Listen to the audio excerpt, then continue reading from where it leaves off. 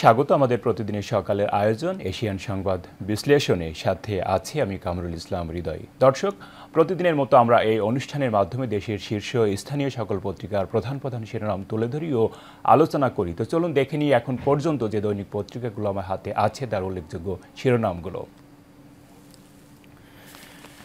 দর্শক, এই মুহূর্তে আমার হাতে আছে বেশ কিছু জাতীয় দৈনিক পত্রিকা। আমরা প্রথমেই দেখব দৈনিক দেশ রূপান্তর পত্রিকা।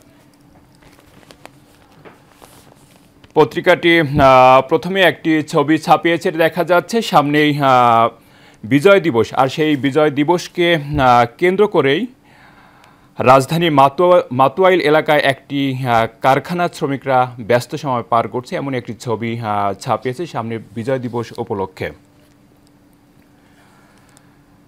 প্রধান শিরোনাম যেটি করেছে পত্রিকাটি, নতুন মাথা ব্যথা মিয়ানমার সীমান্ত। আরাকান আর্মির মন্ডু দখল, নতুন করে রোহিঙ্গা অনুপ্রবেশের আশঙ্কা বেড়েছে। প্রত্যাবাসন নিয়ে আরাকান আর্মির সঙ্গে হতে পারে সংলাপ। মিয়ানমারের সঙ্গে বাণিজ্যিক বিষয়ে শঙ্কা তৈরি হয়েছে। ডানে আরেকটি শিরোনাম আছে, আয়নাঘরের কথা স্বীকার করে ক্ষমা চাইল র্যাব। গুম, খুন, অপহরণ সহ বেশ কিছু অভিযোগের কথা স্বীকার। সুষ্ঠু তদন্ত এবং বিচারের মাধ্যমে র্যাব দায়মুক্ত হতে চায়, এমনটি জানিয়েছেন শিরোনামে। পাশে আরও দেখা যাচ্ছে আছে সাংবাদিকদের জন্য বিপজ্জনক দেশের তালিকায় বাংলাদেশ, রিপোর্টার্স উইদাউট বর্ডার্সের এমনই একটি শিরোনাম উঠে এসেছে পত্রিকায়।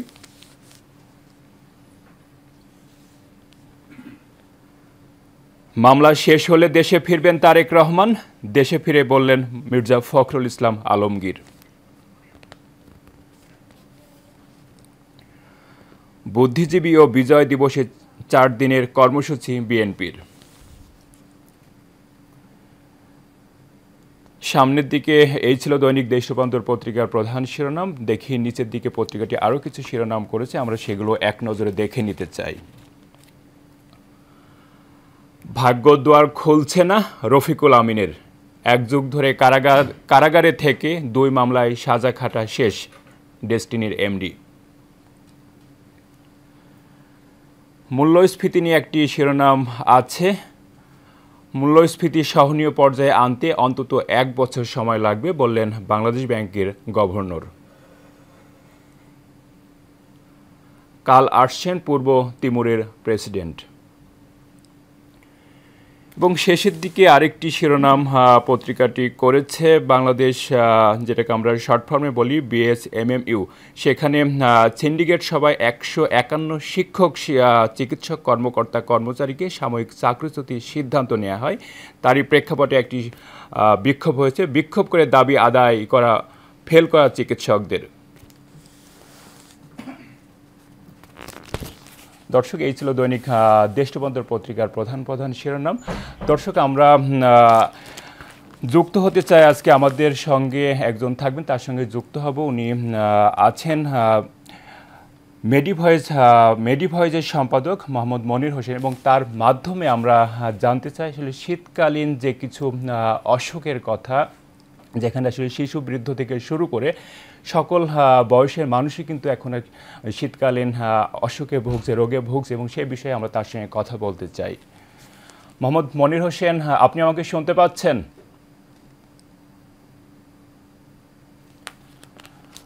মোহাম্মদ মনির হাসান, আপনি শুনতে পাচ্ছেন? জি জি, আপনাকে আমি শুনতে পাচ্ছি। জি, স্বাগত আমাদের প্রতিদিনের সকালের আয়োজনে। আশা করি আপনি ভালো আছেন, এবং আপনি জানেন যে আসলে আমাদের দেশে কিন্তু শীত শুরু হয়েছে, এবং বেশ কয়েকদিন ধরে কিন্তু যে ঠান্ডা বা শীতের যে প্রকোপতা, সেটা কিন্তু বেশ ব্যাপকভাবেই চলছে, এবং যার ফলেই কিন্তু শিশু থেকে বিভিন্ন বয়সের মানুষ কিন্তু আসলে বিভিন্ন ধরনের রোগে কিন্তু আসলে ভুগছে। আমরা দেখেছি বিভিন্ন হাসপাতালগুলোতে এত পরিমাণ আসলে রোগী যাচ্ছে, যেখানে আসলে মানে এটা যাচ্ছে তাই অবস্থা। আসলে এই বিষয়টিকে আপনি কিভাবে দেখেন শীতকালীন রোগ বা এই হিসাবে?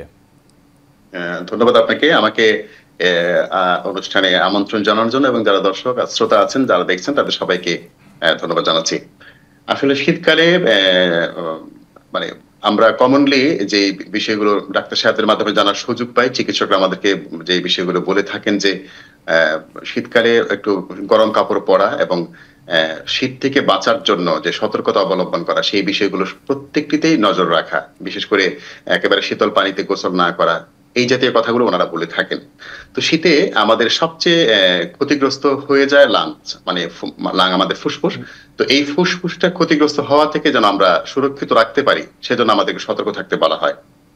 কিন্তু বাংলাদেশের প্রেক্ষাপটে আপনি খেয়াল করবেন যে রাজধানীতে আমরা যারা অবস্থান করছি, সেখানে আমাদের ধুলাবালি থেকে শুরু করে পথচারীদের যে অবাধে মানে নির্দ্বিধা বা নির্বিঘ্নে ধূমপান করার যে একটি অবস্থান, এটা আপনি খেয়াল করবেন সে যে আমাদের জনস্বাস্থ্যের জন্য মারাত্মক একটি হুমকি। শীতকালে এই বিষয়গুলো আমাদের জন্য নতুন আরেকটি মাত্রা সৃষ্টি করে। বিশেষ করে দেখেছেন যে ঢাকা শহর সাম্প্রতিক সময়ে দূষিত নগরীর তালিকায় বারবারই শীর্ষে আসছে। তো এই পরিস্থিতিগুলো আসলে আমাদের শীতের যে রোগ গুলো, এই রোগ মানে আসলে কিন্তু মূলত উস্কে দিচ্ছে। তো এই পরিস্থিতিতে আমরা মনে করি যে আমাদের নাগরিকদের সতর্কতা সবচেয়ে বড় গুরুত্বপূর্ণ বিষয়।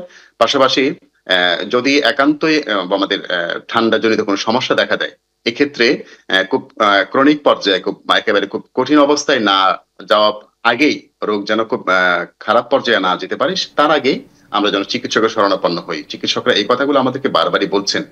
এই ক্ষেত্রে আমরা আমাদের নাগরিক যারা আছেন, আমরা সব দিক থেকে, দুটো দিক থেকে অসচেতন পরিচয় দিয়ে থাকি। চিকিৎসকরা বলছেন যে prevention is better then treatment, প্রতিরোধ হচ্ছে চিকিৎসার চেয়ে উত্তম। অর্থাৎ আমি চিকিৎসায় যাওয়ার আগে আমি নিজেকে চেষ্টা করা, রোগ থেকে একটু সুরক্ষিত রাখা, প্রিভেনশন করা। এই বিষয়গুলো যেভাবে আমরা অমনোযোগিতার পরিচয় দিচ্ছি, পাশাপাশি আমি যদি অসুস্থ হয়ে যাই, সেক্ষেত্রে আমার অসুখ যেন খুব একেবারে চূড়ান্ত পর্যায়ে, প্রান্তিক পর্যায়ে যেতে না পারে, চিকিৎসকের দ্বারস্থ হওয়া, তাদের শরণাপন্ন হওয়া, সেখানেও কিন্তু আমরা মারাত্মক ভুল করে বসি। তো এই কারণে আমরা মনে করি যে নাগরিক হিসেবে আমাদেরকে দুটো দিকেই খেয়াল রাখা দরকার। কারণ বাংলাদেশের প্রেক্ষাপট শুধু না, আপনি যদি আন্তর্জাতিক পরিমণ্ডল খেয়াল করেন, শুধুমাত্র রোগ শোকের ট্রিটমেন্টের মাধ্যমেই একটা জাতির সুস্থতা নিশ্চিত করা কঠিন হয়ে পড়ে। এক্ষেত্রে নাগরিকদের উচিত হবে যে প্রিভেনশনের দিকে নজর রাখা। যেমন রাস্তায় ধুলাবালি তো আমরা আসলে অনেক ক্ষেত্রে পারবো না, এটা আমাদের হাতে নেই, কিন্তু ধূমপান থেকে শুরু করে অনেক কিছু আমাদের সৃষ্ট। এই বিষয়গুলো আমরা যদি চেষ্টা করি, তাহলে কিন্তু আমরা রোগ শোকের যে শীতকালে যে রোগের যে প্রকোপগুলো আছে, এখান থেকে কিছুটা হলে আমরা সুরক্ষিত থাকতে পারি। জি, আপনাকে অনেক অনেক ধন্যবাদ আমাদের সাথে যুক্ত হওয়ার জন্য। দর্শক, যেমনটি আমরা শুনছিলাম যে আসলে শীতকালে রাস্তাঘাটের ধুলাবালি থেকে শুরু করে যে মানবসৃষ্ট কিছু বিষয় যেটা আছে, যে ধূমপান, এবং যার ফলে কিন্তু আসলে সব কিছু মিলিয়েই কিন্তু শীতকালে হচ্ছে রোগের প্রকোপতা অনেক বেড়ে যায়। এবং যেটা বললেন যে সতর্কতা, আসলে সতর্কতার বিকল্প নাই। সতর্কতা আসলে যার যার জায়গা থেকে সবাইকে সচেতন হতে হবে, তাহলে কিন্তু আমরা শীতকালীন যে রোগের বিষয়গুলো আছে সেখান থেকে আমাদেরকে মুক্ত রাখতে পারবো। দর্শক, এই মুহূর্তে আমার হাতে আছে আরও বেশ কিছু জাতীয় দৈনিক পত্রিকা, আমরা সেগুলো পর্যায়ক্রমে দেখে নিতে চাই। তো আমরা এখন দেখব দৈনিক প্রথম আলো পত্রিকা। পত্রিকাটি আরাকান আর্মি নিয়ে একটি শিরোনাম করেছে বড় করে, যেখানে রাখাইন পরিস্থিতি নিয়ে বিভিন্ন তথ্য আছে। শিরোনামটি এমন: মংডু আরাকান আর্মির দখলে, রোহিঙ্গা অনুপ্রবেশের শঙ্কা। নাফ নদীতে নৌ চলাচল বন্ধ, টেকনাফের বদলে কক্সবাজার থেকে সেন্ট মার্টিন যাচ্ছে নৌযানগুলো। সেন্ট মার্টিনে খাদ্য সামগ্রীর মজুদ কমেছে। একইভাবে একটি ছবিও দেখা যাচ্ছে, যেখানে আরাকান আর্মি মিয়ানমারের রাখাইন রাজ্যের মংডু টাউনশিপের নিয়ন্ত্রণ নেয়ার খবরে নাফ নদীর এপারে টহল জোরদার করেছে বাংলাদেশের বিজিবি।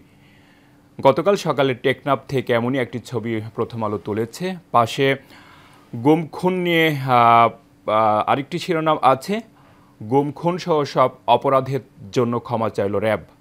সাংবাদিকদের র্যাব প্রধান এমনটি জানিয়েছে। এখন র্যাবের নৈতিক দায়িত্ব হলো বাহিনীর যারা অপরাধ করেছিল তাদের বিচারের মুখোমুখি করা। গুম খুনে জড়িত অন্য বাহিনী ও সংস্থাগুলোরও ক্ষমা চাওয়া উচিত। মোহাম্মদ নূর খান, মানবাধিকার কর্মী এমনটি জানিয়েছেন। দেখি শেষের দিকে পত্রিকাটি আরও কিছু শিরোনাম করেছে, সেগুলো আমরা এক নজরে দেখে নিতে চাই। সামনে নতুন বছর শুরু হচ্ছে এবং সে নতুন বছরের শুরুতেই কিন্তু আসলে বই দেওয়ার একটি বিষয় থাকে, সে বিষয়টিকে গুরুত্ব দিয়ে একটি শিরোনাম করেছে শিক্ষার্থীদের হাতে যথাসময়ে বই দিতে পারবে কিনা এই মর্মে। ছাপার কাজে দেরি, শুরুতে সব বই পাবে না শিক্ষার্থীরা। বিনামূল্যের পাঠ্য বই, শিক্ষার কার্যক্রম, বই পরিমার্জন, নতুন দরপত্র দেওয়া সহ ছাপা সংক্রান্ত কাজে বিলম্বের কারণে এই পরিস্থিতি তৈরি হয়েছে। প্রাথমিক থেকে মাধ্যমিক পর্যন্ত মোট পাঠ্য বইয়ের সংখ্যা 40 কোটির বেশি। প্রথম থেকে তৃতীয় শ্রেণীর প্রায় 4.5 কোটির বই ছাপা শুরু এবং চতুর্থ থেকে নবম দশম শ্রেণীর পাঠ্য বই ছাপার কাজ শুরুর প্রক্রিয়াগুলো পুরোপুরি শেষ হয়নি এখনও। এবং শেষ যে শিরোনামটি পত্রিকাটি করেছে, সিরিয়ার রাষ্ট্র ব্যবস্থা নিয়ন্ত্রণ প্রতিষ্ঠার চেষ্টায় এইচটিএস। দর্শক, এই ছিল দৈনিক প্রথম আলো পত্রিকার প্রধান প্রধান শিরোনাম। আমরা চলে যাচ্ছি পরের পত্রিকায়, দৈনিক নয়া দিগন্ত।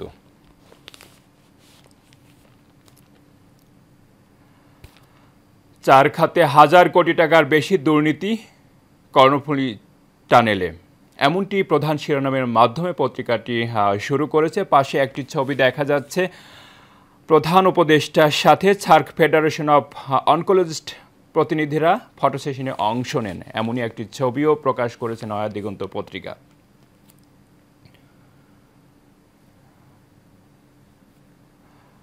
হাসিনার বক্তব্য সমর্থন করে না ভারত, বললেন বিক্রম মিস্ত্রি।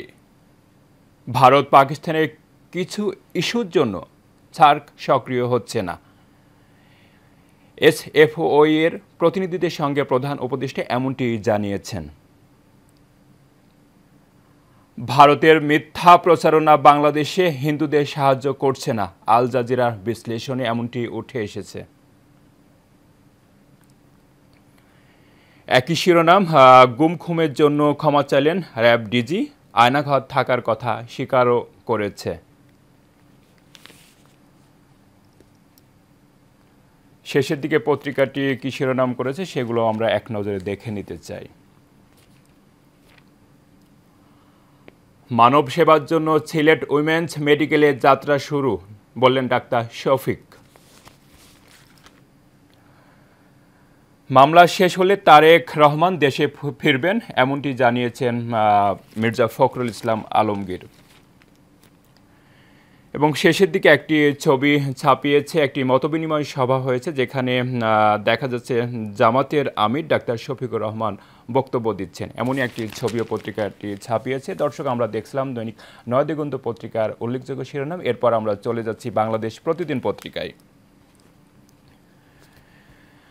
পত্রিকাটি অনেকগুলো শিরোনাম করেছে। বড় করে প্রধান যে শিরোনামটি পত্রিকাটি করেছে, কোটির বেশি বেকার, অর্থাৎ বেকার নিয়ে বাংলাদেশে যে বেকার আছে সেটি নিয়ে একটি শিরোনাম করেছে।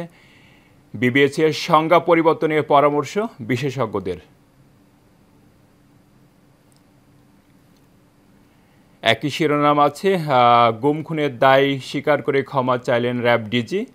পাশে যেটি দেখা যাচ্ছে, দিল্লিতে অবৈধ বাংলাদেশি ধরতে বিশেষ অভিযান। এমপিদের ব্রিফিংয়ে বিক্রম মিস্ত্রি, হাসিনার বক্তব্য সমর্থন করে না ভারত। ভারত পাকিস্তানের জন্য সার্ক সক্রিয় হচ্ছে না, বললেন প্রধান উপদেষ্টা। সামনে নির্বাচন প্রস্তুতি নিয়েও কিছু শিরোনাম আছে, যেমন নির্বাচন প্রস্তুতির বার্তা। লন্ডন থেকে ফিরে বিএনপির মহাসচিব মির্জা ফখরুল ইসলাম এমনটি জানিয়েছেন সাংবাদিকদের। পাশে আরও আছে, দেশ পরিচালনায় রাজনৈতিক সরকারের আস্থা বেশি। শেষের দিকে আরও কিছু শিরোনাম আছে, সেগুলো আমরা এক নজরে দেখে নিতে চাই। খুনের কুল কিনারাও হলো না 9 বছরেও, সীমানা জটিলতা 62 আসনে। এসব আসনের পরিবর্তন এসেছিল 2008 সালে, নির্বাচনের আগেই সমাধান চেয়ে অর্ধশত আবেদন। এবং পাশে যেটি দেখা যাচ্ছে, ব্যাংকে সন্দেহজনক লেনদেনের ছড়াছড়ি, মির্জা আজম 39, পলকতা স্ত্রীর বিরুদ্ধে 19 কোটি টাকার অবৈধ সম্পদ অর্জনে মামলা। এবং শেষ যে শিরোনামটি করেছে পত্রিকাটি, দেশ গঠনে কোর অফ ইঞ্জিনিয়ার্সের ভূমিকা অব্যাহত থাকবে বললেন সেনাপ্রধান। দর্শক, আমরা দেখছিলাম দৈনিক বাংলাদেশ প্রতিদিন পত্রিকার প্রধান প্রধান শিরোনাম। দর্শক, একটি বিষয় কিন্তু একটু তুলে ধরতেই হয় বাংলাদেশের বেকার ব্যবস্থা নিয়ে। পত্রিকাটি প্রধান করে যে শিরোনামটি করেছিল যে বাংলাদেশের বেকার ব্যবস্থা, তো বেকার ব্যবস্থা কিন্তু আসলে বেড়েই চলেছে প্রতি বছর। সরকারি এবং বেসরকারি বিশ্ববিদ্যালয় থেকে যেখানে সেমিস্টার সিস্টেম আছে, ইয়ারলি সিস্টেম আছে, তো সেখানে কিন্তু আসলে প্রতিনিয়ত থেকে নতুন নতুন শিক্ষার্থী লেখাপড়া সম্পন্ন করে কিন্তু বের হচ্ছে, এবং বের হওয়ার পরে তাদের যে আসলে কাজের বা সুযোগ হওয়ার কথা সেভাবে কিন্তু হচ্ছে না। তো সেদিকে আসলে অন্তর্বর্তী সরকারের কাছে কিন্তু বিভিন্ন গোষ্ঠী থেকে, বিভিন্ন আসলে ডিপার্টমেন্ট ডিভিশন ও বিভিন্ন দল থেকেও কিন্তু বিভিন্ন সময় বিভিন্ন ধরনের আবদার হচ্ছে। তা আসলে সেখানে কিন্তু যারা বেকার গোষ্ঠী আছে তারাও কিন্তু বিভিন্ন সময় কিন্তু বলে আসছে, এবং তাদেরও কিন্তু আসলে দিকে একটু দৃষ্টি বর্তমান অন্তর্বর্তী সরকারকে একটু রাখতে হবে, এমনটি তারাও আশা করে, পাশাপাশি সাধারণ মানুষও আশা করে। তো দর্শক, আমরা চলে যাচ্ছি পরের পত্রিকা, দৈনিক সময়ের আলো পত্রিকা। পত্রিকাটি একটি অনেকগুলো শিরোনামের মাঝে বড় করে প্রধান যে শিরোনামটি করেছে, লাল কালি দিয়ে পথ বুঝি গেল বেঁকে। জাতীয় সংসদ নির্বাচন নিয়ে দুই মেরুতে বিএনপি জামাত, এমনই একটি শিরোনাম করেছে সময়ের আলো পত্রিকা।